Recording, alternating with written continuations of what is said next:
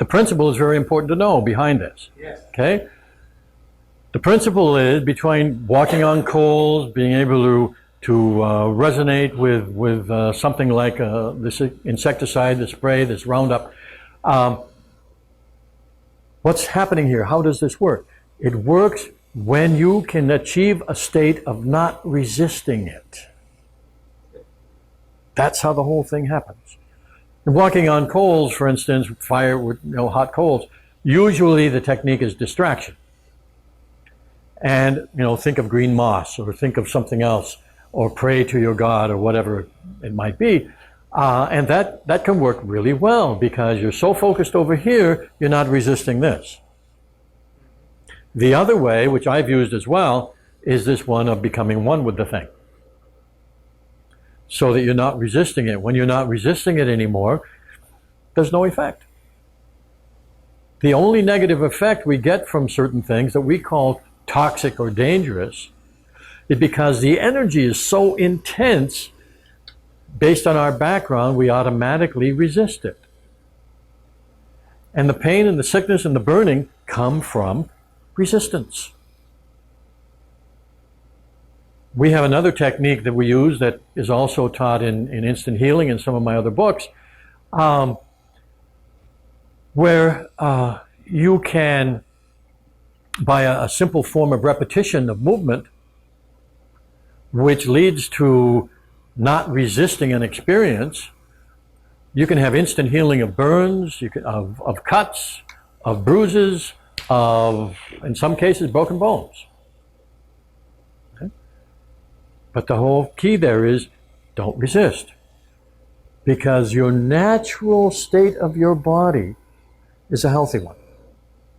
And your body is always trying to get back to that natural, healthy state. The only thing that gets in the way of that is too much tension.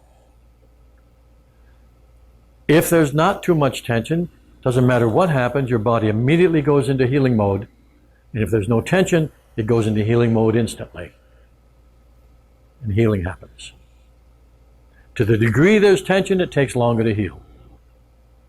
Is that the primary reason why Hawaii is such a healing place? Because it's so relaxed? Yeah, well, it's because people relax here. That's what it is. This is a place, I'd say, conducive to relaxation. It's not a guarantee that you'll be relaxed here. No. But it is because people can get in such a focused state that they start losing sight of what's around them, and they're not here, they're in their mind or someplace else. So they can get just as upset here as anywhere else. In fact, if you stay too long, you're likely to get tense. No, that's not, I wouldn't say likely. Some people will begin to set up rules, and they'll react to the rules, not to the place. And the rule says, I've got to get out of here.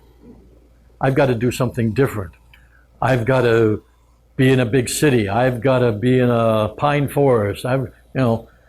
It's the rules that they react to, not the place. Oh, I meant like the bills. Like what? Paying the bills. Well, that's a tension-producing effect for some people. Yes, it is. If you stay too long, your bills are going to be high. Careful. What a different rule that is. I'm just persuading people to visit, not bills stay. actually go down. Yeah, if you actually just come there and commit to staying there, your bills go down compared to the short-term visitors' expenses here. So, yeah, it's all in my. That's right. That's right. That's right. I did have a question related to this.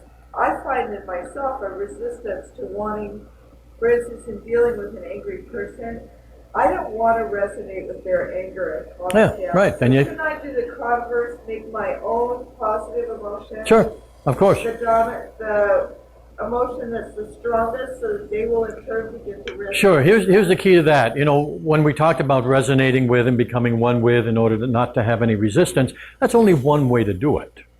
Okay? That's not the way. That's just one way.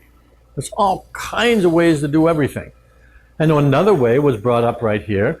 Instead of trying to resonate with somebody's anger, let's say, what you can do is simply increase your happy feelings. Now, But in order for that to be effective, you've got to take your focus off that anger completely. So that you're not trying to be happy in order to prevent the anger from affecting you. See? You got to take your focus off that, put it on being happy only, and then your state will change. You'll be happy. That's right. And if you're happy enough, it will influence that person. It will influence them. Okay?